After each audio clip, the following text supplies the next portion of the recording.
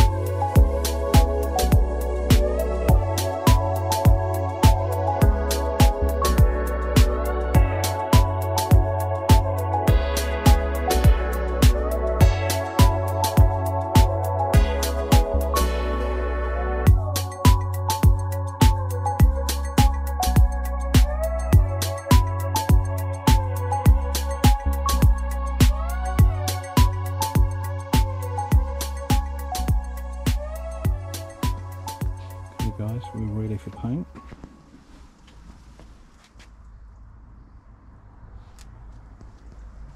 It's going to be a slight wobble on that join. I've showed the customer, explained to him why. It's folded in underneath, so the only way to repair it is to remove the bumper, heat it all up, unfold it, do some plastic welding to do it correctly and remove the crease and the folded under bit. And no matter what you do with the top curve, you can't bring the wobble back, if that makes any sense whatsoever. Yeah, basically that's the scenario. I'm only doing what I've sort of been paid to do as such. Well, I've done more, to be fair, but it's a whole nother repair to do that and make that right. So we're just going with this. I think it'll look sweet. Yeah, let's get some colour knocked up and smash it on and go from there. See you in a bit.